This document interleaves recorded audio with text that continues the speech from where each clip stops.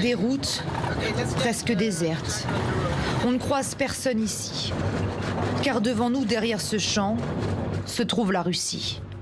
Nous sommes au nord de Kharkiv, une zone frontalière bombardée presque tous les jours.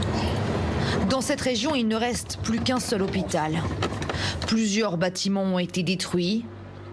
Parfois, les chirurgiens opèrent même dans cette cave. Malgré la contre-offensive, les blessés continuent d'affluer selon ce médecin militaire. On a toujours beaucoup de patients. Avant, ils venaient de la ligne de front. Maintenant, on a des militaires qui ont été blessés près de la frontière. Car les Russes continuent de tirer depuis leur territoire. Et nous, on ne peut pas envoyer de missiles en Russie. Encore plus au nord, les traces des combats sont partout. Des tanks détruits, des roquettes figées dans le sol. Une petite ONG, l'une des seules à parcourir ces routes, se dirige vers le dernier village ukrainien avant la frontière. Il faut avancer avec prudence. La route a été minée.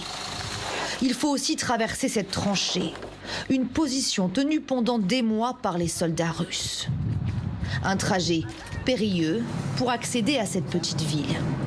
Ici, l'armée de Vladimir Poutine a repeint les murs aux couleurs du drapeau russe. Les bombes ont ravagé les bâtiments et partout le silence. Mais à l'arrivée des bénévoles, peu à peu les rues se réveillent, les habitants ressortent de chez eux.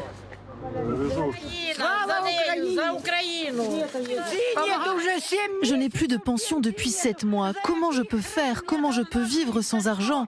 Tous les magasins sont fermés. On n'a reçu aucune aide et quand certains bénévoles voulaient venir ici pour nous aider, les Russes ouvraient le feu sur eux.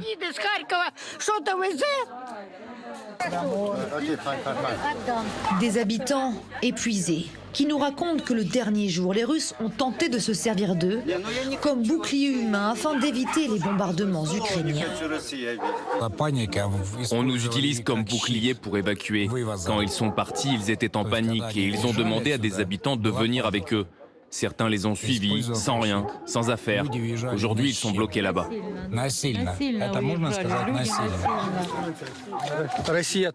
La Russie est juste là-bas. Au bout de cette route, à moins de 2 km, se trouve la Russie. Nous sommes dans le dernier village ukrainien avant la frontière. Il a été libéré il y a 5 jours, mais c'est un village difficile d'accès. Alors ici, toute aide humanitaire est attendue avec impatience et avec beaucoup de joie et de soulagement.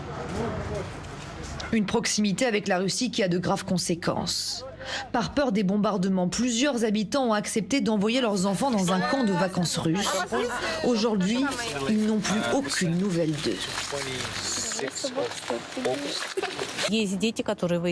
Plusieurs enfants sont partis dans un camp de vacances et ils ne sont pas rentrés à la maison. On n'a aucun moyen de les faire revenir alors que les vacances sont terminées et qu'ils sont encore en Russie. Maintenant, on essaie d'avoir des nouvelles. Avant que le calme ne revienne totalement dans cette zone frontalière, le chemin sera encore long.